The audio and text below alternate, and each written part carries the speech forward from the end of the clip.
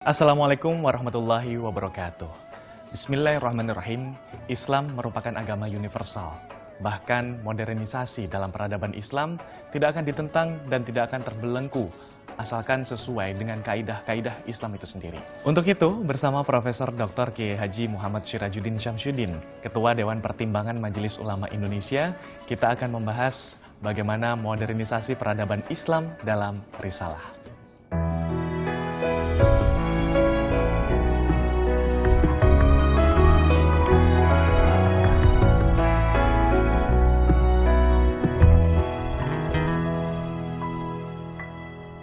Apa kabar Pak Din? Alhamdulillah, sehat walafiat. Alhamdulillah, ini sekarang kita ini sudah masuk 2016 Pak. Zaman sudah modern sekali dan Islam pun sudah mengalami modernisasi. Sebenarnya modernisasi dalam Islam sendiri itu apa Pak? Ya, Islam memang sejatinya adalah agama modernisasi, agama kemodernan atau dinul hadarah dalam bahasa Arab. Dinul hadarah. Agama peradaban, agama kemajuan, hadarah yang selalu hadir. Artinya selalu sesuai dengan setiap ruang dan waktu, dimensi ruang dan waktu. Ya. Soleh likulli zaman wa makan. Inilah yang membawa kesimpulan Islam itu agama kemajuan, agama modernisasi, agama peradaban. Nah, artinya apa? Bahwa ajaran Islam itu ya, mengandung nilai-nilai yang bersifat universal, yang tidak lekang karena panas, lapuk karena hujan, menurut peribahasa orang Minang. Artinya akan selalu sesuai karena dia punya nafas universal. Nah, inilah yang membuat agama ini selalu bisa tampil modern. Tentu kemodernan yang tidak meninggalkan nilai-nilai kebaikan dan kebenaran. Ya. Maka apapun zaman manusia, seperti sekarang ini kita berada pada era modern, era globalisasi, Islam akan tetap hadir dan akan selalu relevan dengan dinamika zaman dan dinamika peradaban itu sendiri. Bagaimana Al-Quran sendiri ini bisa relevan dengan modernisasi Pak? Ya, kalau kita telaah ayat-ayat Al-Quran dan Al-Hadis, menemukan konsep-konsep Islam tentang kemajuan sebagai dinul hadarah tadi itu.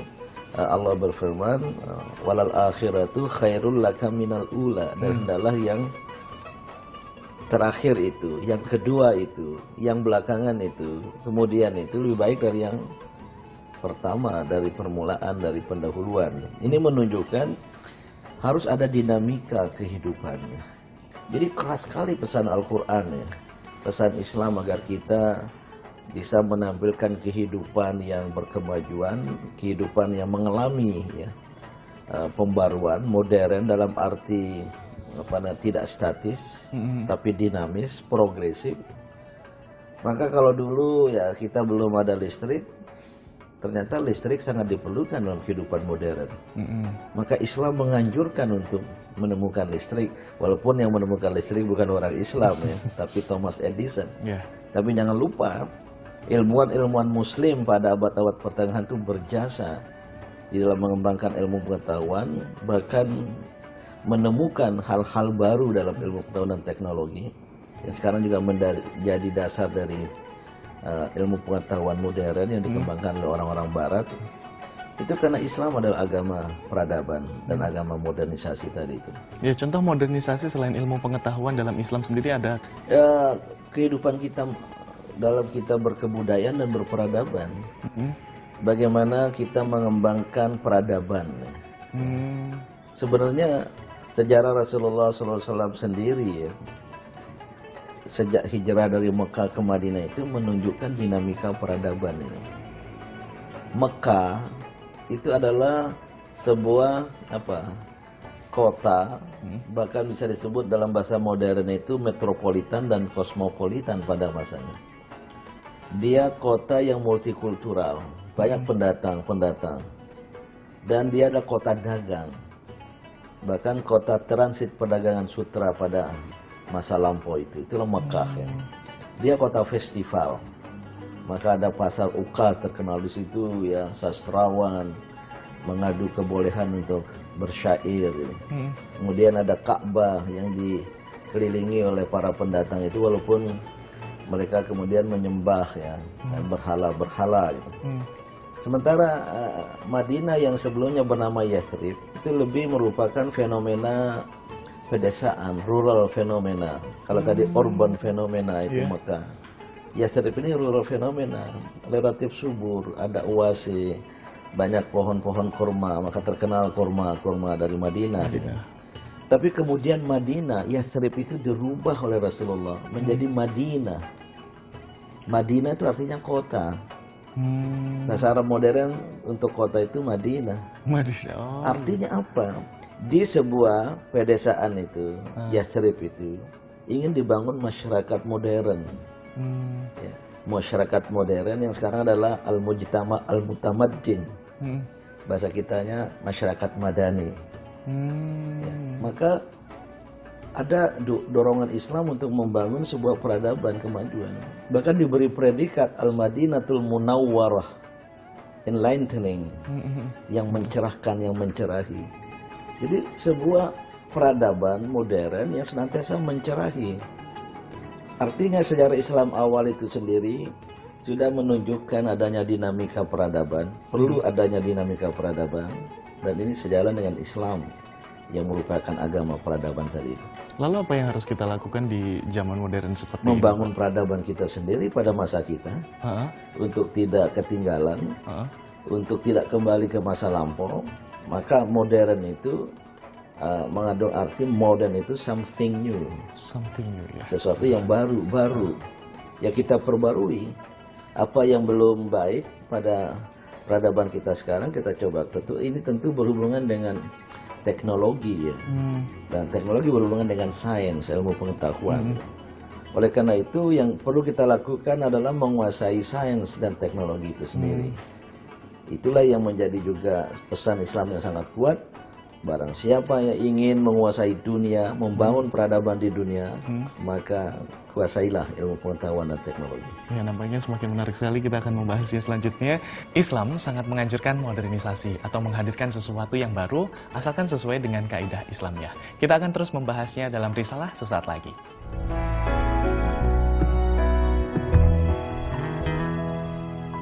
Kembali lagi dalam risalah bersama Bapak Din Syamsuddin yang kita membahas masih tentang masalah modernisasi dalam Islam itu sendiri, Pak. Ada ayat yang menjelaskan tentang modernisasi Islam, Pak? Ya, modernisasi itu kan menciptakan sesuatu yang baru. Tentu sesuatu yang baru itu bukan sesuatu yang baru yang kemudian menyimpang dari nilai-nilai, dari prinsip-prinsip kebenaran gitu. Nah, ada ayat sentral ya dalam Al-Quran itu yang lebih berhubungan dengan keharusan kita untuk menyiapkan masa depan. Dalam penggalan ayat yang berbunyi wal tanzurun nafsum ma qaddamat lighat. Dan adalah setiap diri manusia maksudnya itu melihat secara seksama apa yang telah dia siapkan untuk masa depan. Ini ayat ini mengandung pesan yang sangat kuat sekali agar kita berorientasi ke depan.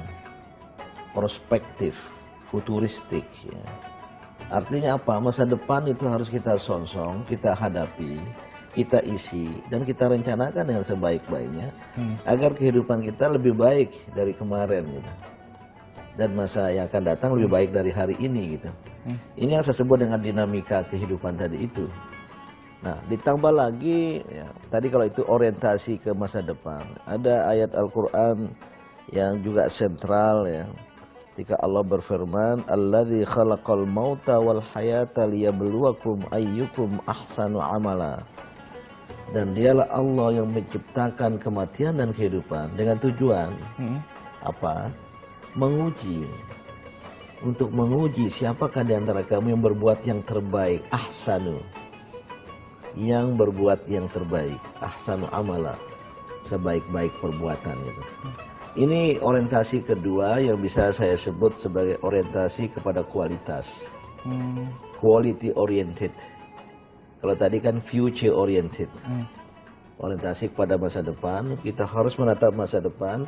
Tidak bisa kita jalani masa kehidupan itu secara linear. Secara apa adanya kita serahkan pada sejarah, harus kita rencanakan. Tapi ditambah dengan orientasi kedua tadi ini apa? Orientasi kepada kualitas. Dua ini saja ya.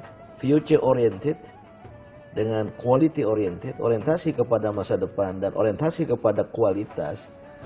Ini akan membawa kita kepada kemampuan menciptakan peradaban terbaik. Maka umat Islam kalau ingin membangun peradaban yang utama dan tidak kalah dari peradaban-peradaban bangsa-bangsa lain, dia harus memodernisasi peradabannya. Dan untuk itu harus ada sikap untuk berorientasi pada masa depan dan berorientasi kepada keunggulan atau kepada kualitas tadi itu. Nah, ini mengapa kita memodernisasi diri sendiri, terus kemudian memodernisasi Islam itu sendiri? Apakah ini saling berkaitan gitu, Pak? Sebenarnya kita tidak memodernisasi Islam. Islam itu sudah baku, sudah tetap seperti itu. Terdiri dari nilai-nilai ajaran-ajaran yang terdapat dalam Al-Quran yang sudah tetap, dalam hadis-hadis yang tentu yang as-sahih ya, hadis-hadis sahih yang dapat dipertanggungjawabkan yang juga sudah tetap. Yang perlu diperbaiki, dimodernisasi itu pemahaman kita. Oh, bukan itu Islamnya ya. sendiri. Jangan salah, Islam tidak perlu dimodernisir, Ya. tidak perlu dimodernisasi karena dia sudah modern secara watak. Watak Islam itu dinul hadar, agama kemodernan, agama peradaban, agama kemajuan tadi itu. Tapi pemahaman kita boleh jadi ya belum modern, belum maju, ya masih terjebak kepada pemahaman yang sempit, pemahaman yang terbatas. Ya. Nah inilah yang harus dilakukan sehingga ada ungkapan tak terkecuali Imam Al-Ghazali pernah mengulangi ungkapan itu bahwa ala inna fi kulli ra'si mi'ati sanatin may yujaddidu lahu dinah. Sesungguhnya pada puncak 100 tahun, satu abad itu ada orang yang akan memperbarui pemahaman keagamaannya.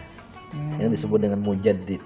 Mujaddid Ya, artinya pembaharu, oh, pembaharu. reformis, reformer gitu. Yang melakukan pembaharuan bukan terhadap Islam, tapi terhadap pemahaman kita terhadap Islam. Tentu ini pada aspek kebudayaan. Kalau pemahaman kita tentang Islam pada aspek akidah, ibadah kan sudah baku itu. Itu bukan wilayah untuk pembaruan, untuk modernisasi. Tapi dalam bidang muamalat, ya. Kalau dulu ya kita harus berwudu dan kemudian fikih klasik itu ciptakan kolah istilahnya bahasa Arab itu. Dan sahnya wudu itu kalau kolahnya atau kolamnya sekian luasnya sehingga kita bisa wudu dari situ. Pada zaman modern itu tidak relevan. Walaupun dia luas, tapi kalau airnya tidak mengalir, boleh jadi kemudian menimbulkan kuman-kuman, bakteri-bakteri kan, dari jamaah yang berkumur di situ karena tidak mengalir. Kan. Kenapa tidak diciptakan air keran untuk wudu kan? Ya. Nah, tapi kalau air keran untuk wudu akan menimbulkan pemborosan air. Ya, sementara dunia mengalami krisis air. Kenapa tidak air itu didaur ulang? Recycling gitu. Bisa nggak air itu daur ulang? Sekarang sudah ada masjid-masjid. Kalau tidak salah Masjid Salman, Masjid Az-Zikra, dan banyak masjid-masjid lain yang airnya daur ulang. Jadi air yang sudah kita pakai itu bisa didaur ulang kembali menjadi air yang suci dan dapat dipakai wudhu. Ini namanya modernisasi peradaban. Peradaban, oh ya. Kalau dulu di masjid kita hanya dengan lampu yang sederhana, yang tradisional. Kenapa kita tidak pakai lampu yang menarik, yang bagus, sehingga tata warna dan lain sebagainya. Ini namanya modernisasi peradaban. Lalu ini ada modernisasi tentang pemahaman-pemahaman ya Pak ya. Bagaimana menghindari modernisasi terhadap pemahaman yang salah itu Pak? Harus dikembalikan kepada nilai-nilai dasar. Bahwa ajaran agama itu ada nilai-nilai dasar yang tidak boleh diubah, prinsip-prinsip dasar. Maka yang bisa diubah dan dimodernisasi itu adalah pada aspek pemahaman, pada aspek bentuk, bukan isi, bukan prinsip gitu. Contohnya Pak? Contoh bahwa dasarnya kita berbusana itu libasut taqwa, pakaian ketakwaan, itu prinsipnya.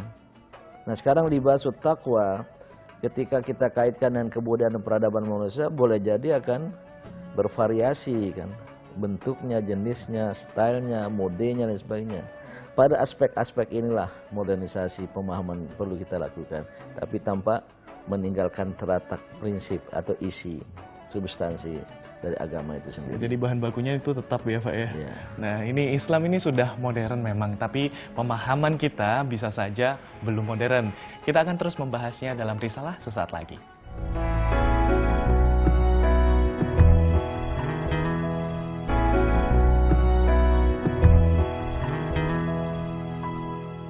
Kembali lagi dalam risalah yang membahas tentang modernisasi dalam peradaban Islam. Kembali bersama Bapak Din Syamsuddin. Pak, sebenarnya apa sih yang harus kita lakukan dalam modernisasi sekarang ini sebagai muslimin sejati, Pak? Ya, sebagaimana sudah saya sebut tadi, yang perlu dimodernisasi atau diperbarui itu adalah pemahaman. Pemahaman kita tentang ajaran-ajaran agama yang boleh jadi belum sesuai dengan kemajuan zaman dan kemajuan peradaban. Sementara dunia, bangsa-bangsa di dunia ini sudah menampilkan peradaban yang semakin maju. Coba lihat peradaban manusia, dulu belum ada listrik, sekarang ada listrik dengan segala dampak positifnya.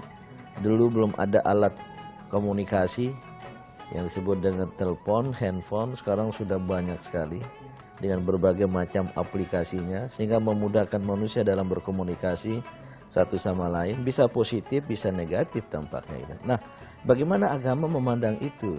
Artinya agama harus mampu mendorong kita, maksud saya pemahaman keagamaan kita, mampu mendorong kita untuk menciptakan sesuatu yang baru. Ini menuntut adanya suatu sikap yang bersifat kreatif dan inovatif. Kreatif dan inovatif inilah yang kurang dari peradaban umat Islam di dunia sekarang ini. Ya, namun kecanggihan teknologi yang sekarang ini apakah memungkinkan kita memundurkan peradaban Islam itu sendiri, Pak? Kita tidak harus membalik arah jarum jam sejarah ke masa lampau. Ya, kehidupan kita ke arah masa lampau tentu bertentangan dengan prinsip kemodernisasi tadi itu. Apa yang sudah baik dari masa lampau kita pelihara, dan kita mengambil apa yang terbaik dari masa sekarang. Itu juga menjadi prinsip dalam hukum Islam fikih ya, al-muhafazah alal qadimi sholih wal akhdhu bil jadidil afsalah. Yaitu mulai yang baik-baik dari masa lampau dan mengambil yang terbaik dari masa sekarang. Kalau boleh itu diubah sedikit, wal ijad bil jadidil afsalah, menciptakan yang terbaik untuk masa sekarang. Nah, modernisasi peradaban memang tak pelak lagi, harus dengan melakukan pengembangan dari apa yang sudah ada. Nothing new under the sky, itu ada sebuah prinsip. Tidak ada yang baru di bawah langit ini. Semuanya selalu mengalami perubahan gitu. Maka kita bisa mengembangkan apa yang sudah dikembangkan oleh peradaban-peradaban lain. Bahkan kemajuan peradaban Islam pada abad-abad pertengahan itu juga bukan dari nol. Dia melanjutkan kemajuan peradaban yang sudah ada sejak zaman sebelum Islam. Ada Mesopotamia, ada China, dan juga ada Yunani, dan ada buku-bukunya, dan ilmuwan-ilmuwan Muslim tinggal melanjutkan. Kemudian dengan nafas Al-Quran, dengan sinar wahyu mengembangkan apa yang sudah dicapai oleh bangsa-bangsa sebelum Islam gitu. Nah, begitu pula sekarang sudah ada kemajuan peradaban. Kita ambil yang baik-baik, kita tinggalkan yang buruk-buruk, dan yang baik-baik inilah yang kita kembangkan. Itulah modernisasi peradaban dengan warna Islam, dengan nafas Islam, dengan watak Islam. Maka jadilah dia menjadi peradaban Islam pada masa yang akan datang. Ya, ada satu contoh kecanggihan teknologi di mana ada game online yang membuat kaum muda ini kecanduan, Pak, dan ini membuat mereka agak malas untuk belajar agama. Bagaimana menurut Bapak? Nah, ini berarti kita sudah terjebak kepada sisi negatif dari teknologi. Sebenarnya teknologi itu bisa kita manfaatkan untuk tujuan yang positif. Ilmu pengetahuan teknologi itu sebenarnya netral, atau paling tidak berdimensi ganda. Ada sisi-sisi positif, ada sisi-sisi negatif. Betul. Seyogianya kita mengambil sisi-sisi yang positif tadi. Jangan sisi-sisi yang negatif. Nah, dengan teknologi multimedia, IT, teknologi informasi sekarang ini, umpamanya bisa kita pakai untuk membawa kita memahami agama dengan mudah. Dan itu sudah banyak aplikasinya ya. Iya, Pak. Ya. Untuk Al-Quran dengan terjemahan dalam banyak bahasa dunia sudah masuk di Aplikasi itu. aplikasi. Hadis ya, yang namanya Kutubus Sittah, kitab-kitab yang 6 dari perawi hadis yang terkenal, ya, Bukhari, Muslim dan lain sebagainya. Kalau dibeli satu itu puluhan jilid, tebal bukunya. Apalagi kalau 6. Nah, sekarang sudah ada di aplikasi kita. Mau mencari hadis. Jadi ini memudahkan, ini sisi positif, maka perlu ya kita kembangkan. Dan kalau mau dari kemajuan itu kita kembangkan kepada untuk peradaban Islam pada masa yang akan datang, umpamanya bisa nggak hadis-hadis itu nanti kita modifikasi, kita tahu teksnya, ada suara bacanya, kemudian juga ada penjelasannya secara singkat. Ini namanya modernisasi peradaban. Oh iya. Dan tapi itu pada bidang-bidang yang mungkin kecil ya. Nah, sekarang mungkin ya untuk bisa menguasai dunia ini, alam semesta ini, Al-Quran sudah menyuruh, silakanlah ya. Kalau kamu ingin menembus 7 lapis langit itu, silakan. Nah, tapi kata Al-Quran, wala tanfudhu illa bisultan. Tiadalah kamu dapat menembus 7 lapis langit itu kecuali dengan kekuatan ilmu pengetahuan dan teknologi. Jadi sekarang nggak usah sampai ke bulan, ke Mars, apalagi ke 7 lapis langit. Mungkin paling dekat saja ke bulan. Bisa nggak peradaban Islam menciptakan teknologi sebagaimana yang sudah dikembangkan oleh Amerika, oleh Rusia, oleh China, untuk sampai ke bulan, sampai ke Mars ya. Mungkin untuk kepentingan ilmu pengetahuan, untuk kepentingan peradaban itu. Ini yang dimaksudkan dengan modernisasi peradaban Islam. Atau pada aspek yang agak spesifik ya. Dalam rangka untuk menguasai ilmu pengetahuan dan teknologi perlu metodologi. Pastinya, Pak. Ya, perlu metodologi. Berarti metodologi pendidikan, metodologi pengajaran. Bisa nggak kita modernisasikan metodologi pengajaran di sekolah-sekolah Islam itu, di lembaga-lembaga pendidikan Islam? Ini juga bagian dari modernisasi peradaban. Kalau metodologi di sekolah-sekolah Islam, lembaga pendidikan Islam sama seperti dulu, ya, mungkin menekankan hafalan, akhirnya kita menghafal, sementara penalaran kurang, ini mungkin tidak akan mendorong perkembangan peradaban pada masa yang akan datang itu. Nah, maka modernisasi metodologi pengajaran, metodologi pendidikan di lembaga-lembaga pendidikan Islam itu mutlak perlu. Itu adalah bagian dari yang disebut modernisasi peradaban Islam tadi itu.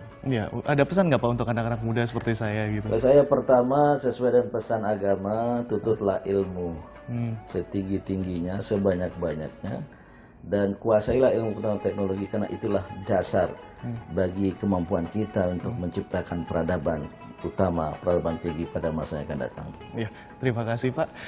Teknologi modern selalu memiliki sisi positif dan sisi negatif. Kita sebagai muslim sebaiknya memilih sisi yang positif untuk peradaban masa depan yang lebih baik.